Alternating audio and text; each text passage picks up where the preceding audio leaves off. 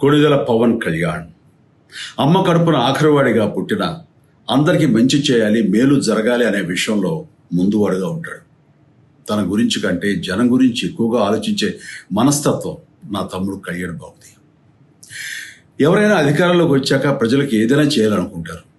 కానీ కళ్యాణ్ తన సొంత సంపాదనని కౌలు రైతులు కన్నీళ్లు తుడిచేందుకు ఖర్చు పెట్టడం, సరిహద్దు దగ్గర ప్రాణాలొడ్డి పోరాడే జవాన్ కోసం పెద్ద మొత్తం అందివ్వటం, అలాగే మత్స్యకారులు ఇంకా ఎందరికో తాను చేసిన సహాయం చూస్తుంటే ఇలాంటి నాయకుడు కదా జనాలకు కావాల్సింది అనిపిస్తుంది.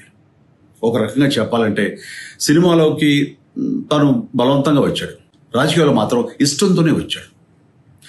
ఏ తల్లికైనా తన కొడుకు కష్టపడుతుంటే గుండె తరుక్కుపోతుంది. అలాగే ఏ అన్నకైనా తన తమ్ముడు అనవసరంగా మాటలు పడుతుంటే బాధ వేస్తుంది.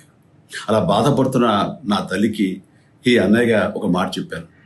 నీ కొడుకు ఎంతోమంది తల్లుల కోసం, వాళ్ళ బిడ్డల భవిష్యత్తు కోసం చేసే యుద్ధం అమ్మా ఇది. మన బాధ కంటే అది ఎంతో గొప్పది అన్నాను. అన్యాయాన్ని ఎదిరించకుండా మౌనంగా ఉండే మంచివాళ్ల వల్లనే ప్రజాస్వామ్యం మరింత నష్టం అని నమ్మి జనం కోసం జన సైనికుడయ్యాడు.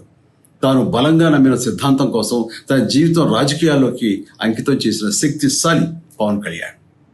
ప్రజల కోసం, రాష్ట్ర భవిష్యత్తు కోసం ఆ శక్తిని వినియోగించాలి అంటే చట్టసభలో అతని గొంతు మనం వినాలి. జనమే జయను నమ్మే జనసేనాని ఏమి చేయగలడో చూడాలంటే మీరు పిఠాపురం ప్రజలు కళ్యాణ్ని గెలిపించాలి. మీకు సేవకుడుగా, సైనికుడుగా అండగా నిలబడతాడు. మీకోసం ఏమైనా సరే కలబడతాడు, మీ కళ నిజం చేస్తాడు. పిఠాపురం వాస్తవ్యులకు మీ చిరంజీవి విన్నపం, గాజు గ్లాసు గుర్తుకి మీ ఓటు వేసి పవన్ కళ్యాణ్ని గెలిపించండి. జై హింద్.